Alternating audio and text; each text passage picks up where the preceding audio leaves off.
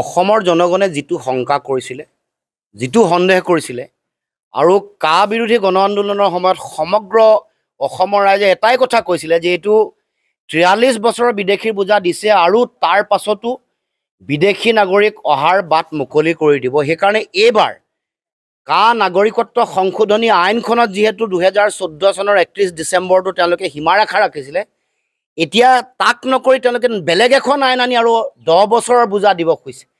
53 বছৰ অবৈধ বিদেশীৰ বোজা অসমক জাপি দি অসমৰ ভৱিষ্যত নিশেষ কৰিবৰ কাৰণে দিল্লীয়ে ষড়যন্ত্ৰ ৰচনা কৰিছে। অসমৰ জনগণৰ বা উত্তৰ পূৰ্বাঞ্চলৰ ৰাইজৰ এটাই ঐক্যবদ্ধ দাবী আছিলে, উত্তৰ পূৰ্বাঞ্চলৰ জনগণৰ শংকা এটাই আছিলে যে অবৈধ বিদেশীৰ আগ্ৰাসনে অসম আৰু উত্তৰ পূৰ্বাঞ্চললৈ ভয়াৱহতা নমাই আনিছে। কাৰণ আটাইতকৈ বেছি ভাৰত বাংলাদেশ আটাইতকৈ সীমান্ত বেছিকৈ আছে উত্তৰ পূৰ্বাঞ্চলত। গতিকে নিৰ্বিঘ্নে ইয়ালৈ অবৈধ বিদেশী আহিব পাৰে, সীমান্ত খোলা আছে। তাৰ পাছতো অসম আৰু উত্তৰ পূৰ্বাঞ্চলৰ ৰাইজৰ আৱেগ, ৰাইজে কৰা গণ আন্দোলনক ভেঙুচাংলি দেখুৱাই গাৰ জোৰেৰে বলপূৰ্বকভাৱে সেইটো সময়ত কা আইনখন জাপি দিলে আজি আকৌ 10 বছৰৰ বোজা অসমক জাপি দিব খুজিছে। তাৰ মানে তেওঁলোকে অসমৰ ভৱিষ্যত ধ্বংস কৰিবৰ কাৰণে, অসমৰ খিলঞ্জীয়া থলগিৰি ভূমিপুত্ৰ মানুহক ৰাজনৈতিকভাৱে নিশেষ কৰিবৰ কাৰণে ষড়যন্ত্ৰৰ কূটকৌশল ৰচনা কৰিছে। এই লক্ষ্য ৰাজনৈতিকভাৱে নিশেষ কৰা, এই লক্ষ্য ভাষিক, সাংস্কৃতিক আৰু অৰ্থনৈতিকভাৱে অসমৰ সমাজ আৰু অসমৰ জাতীয় জীৱনক বিপন্ন কৰিবৰ কাৰণে দিল্লীয়ে এই ষড়যন্ত্ৰৰ কূটকৌশল ৰচনা কৰিছে। কাৰণ অসমৰ ৰাইজে অতদিনে এনেকুৱা ধৰণৰ চিন্তাৰ বিৰুদ্ধে সংগ্ৰাম কৰি আহিছে। অসমৰ লগত দীঘলীয়া সংগ্ৰামী পৰিক্ৰমা জড়িত হৈ আছে।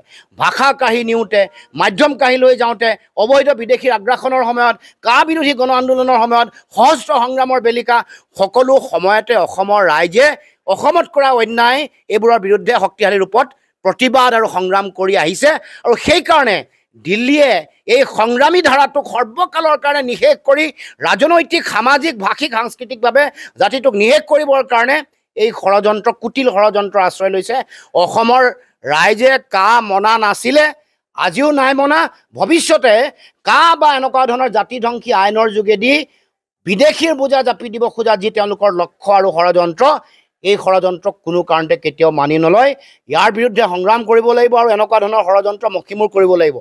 অসমৰ মুখ্যমন্ত্ৰী হিমন্ত বিশ্ব শৰ্মাই 2021 চনৰ নিৰ্বাচনৰ আগত শিৰ ফুলাই ফুলাই কৈছিল যে 14 চনলৈকে চিলমোহৰ মাৰি দিয়া হ'ল আৰু বিদেশী বোজা আৰু অসমে ল'ব নালাগে। আমি তেতিয়াই কৈছিলোঁ যে এইখন আইনৰ যোগেদি বাটটো মুকলি হৈ আছে। 43 বছৰৰ অতিৰিক্ত বিদেশীৰ বোজা এতিয়া আৰু 10 বছৰ যোগ কৰি 53 বছৰ বিদেশীৰ বোজা জাপি দিবলৈ উঠি পৰি লাগিছে। গতিকে এই আইন অসমত প্ৰযোজ্য নকৰিবৰ কাৰণে কেন্দ্ৰ চৰকাৰক আমি দাবী উত্থাপন কৰিছোঁ, সকিয়নি জনাইছোঁ। অসম কেন্দ্ৰ চৰকাৰৰ এখন অংগৰাজ্য। অসমক যদি দিল্লীৰ তেওঁলোকে বা ভাৰতৰ অংগ বুলি ভাবে, ভাৰতবৰ্ষৰ আন নাগৰিকৰ দৰে ইয়াৰ যিসকল পুৰণা বাসিন্দা, ইয়াৰ যিসকল স্থানীয় বাসিন্দা, তেওঁলোকৰ যদি ভৱিষ্যত সুৰক্ষিত কৰি ৰখাটো বিচাৰে, কা আইনেই হওক বা অতিৰিক্ত 10 বছৰৰ যোগেদি 53 বছৰ সম্পূৰ্ণ যিটো বিদেশীৰ বোজা জাপি দিব খুজিছে, এইবোৰ অসমত যাতে বলবৎ নহয় তাৰ কাৰণে দিল্লীয়ে ব্যৱস্থা গ্ৰহণ কৰিব লাগিব। যেহেতু আপোনালোকে, আমাৰ স্থিতি স্পষ্ট। আমি এই আইন, কা আইনক মনা নাছিলোঁ, আজিও নাই মনা, ভৱিষ্যতেও নেমানো কোনো কাৰণতে। আৰু আমাৰ যি বিৰোধ, আমাৰ যি সংগ্ৰাম, এই সংগ্ৰাম অব্যাহত থাকিব। আগন্তুক দিনসমূহত আমি ৰাজনৈতিকভাৱে এই বিষয়টো কেনেকৈ লৈ যাওঁ, অহা কাইলৈ আমাৰ সকলো বিৰোধী ৰাজনৈতিক দলৰ আমাৰ সংগ্ৰামী কাৰ্যসূচী আছে গুৱাহাটীৰ চচলত 11 বজাৰ পৰা। তাতো এই বিষয়টোৱে ঠাই পাব আৰু এই বিষয়টোক লৈ প্ৰতিবাদ কাইলৈৰ পৰা আৰম্ভ হ'ব। মুখ্যমন্ত্ৰীয়ে কি কৈছিলে? মুখ্যমন্ত্ৰীয়ে 2014 চনৰ পৰা পিছত আৰু নেবাহে, আৰু এইটো একদম মাৰি দিছোঁ চিলমোহৰ, এনেকৈ কৈছিলে। এইটোৱেতো আছিলে যোৱাবাৰ নিৰ্বাচনবোৰৰ ভাষণত কি আছিলে যে আৰু 2014 চনতকৈ নেবাহে। এতিয়া মুখ্যমন্ত্ৰীৰ কথা যে কোনো গুৰুত্ব নাই, নিৰ্বাচন আহিলে মানুহক ভুল যোৱাবৰ কাৰণে এইবোৰ কথা কয়, তাৰপিছত আকৌ 10 বছৰ অতিৰিক্ত বিদেশী বোজা জাপি দিয়ে। এতিয়া 53 বছৰ বিদেশীৰ অতিৰিক্ত বোজা অসমে ল'ব লাগিব, য'ত দেশত 51 চনত বিদেশী কাট অফ ইয়েৰ, এতিয়া 2024 চনৰ 31 ডিচেম্বৰ অসমত বিদেশী কাট অফ ইয়েৰ। আপুনি বিচৰা বাতৰি পাব কেৱল নিউজ 18 এপত। নিউজ 18 এপ ডাউনলোড কৰিবলৈ স্ক্যান কৰক এই QR code. Google Play Store তো পাব এই নিউজ 18 এপ।